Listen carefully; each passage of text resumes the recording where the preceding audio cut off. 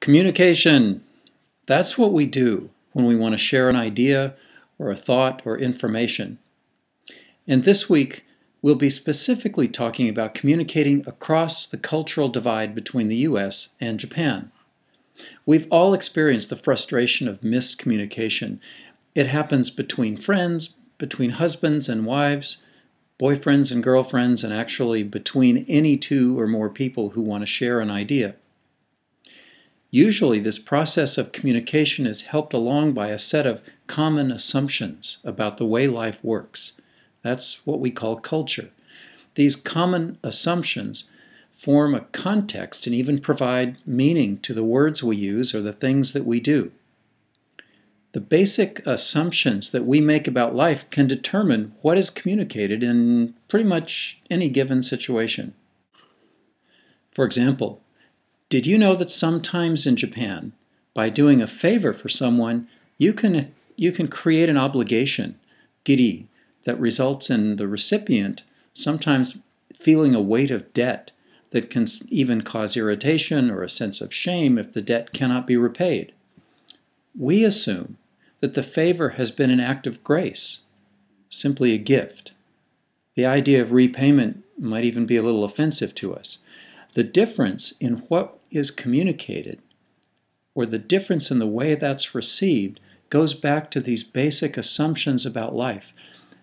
The Japanese people, by and large, assume that if you do something for them, they have an obligation to repay that debt. Maybe like a financial loan must be repaid. A culture trait in Japan is that a favor received obligates a person much like financial loan obligates us. Your favor could result in someone feeling a sense of shame and even a lingering sense of indebtedness because they can't repay your kindness. However, as we consider these things, it's also very important to keep in mind that cultural values are not set in stone.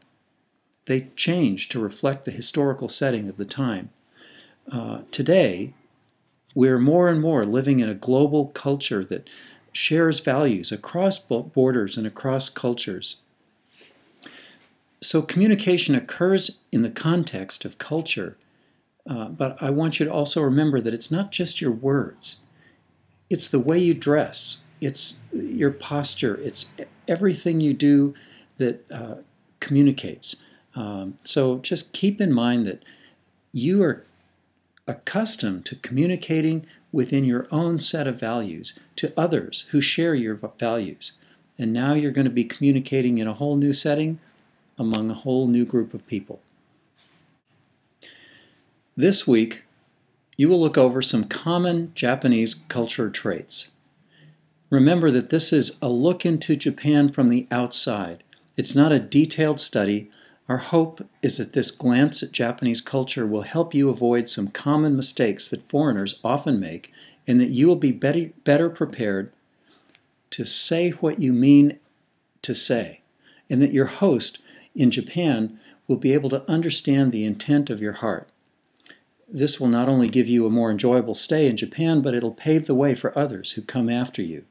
So as you read the paper and look at these various culture traits, I'd like to encourage you to think about times when you have experienced missed communication and share those experiences and your thoughts and questions freely with each other. Enjoy the process, and I'm sure God will use it to enhance your stay in Japan.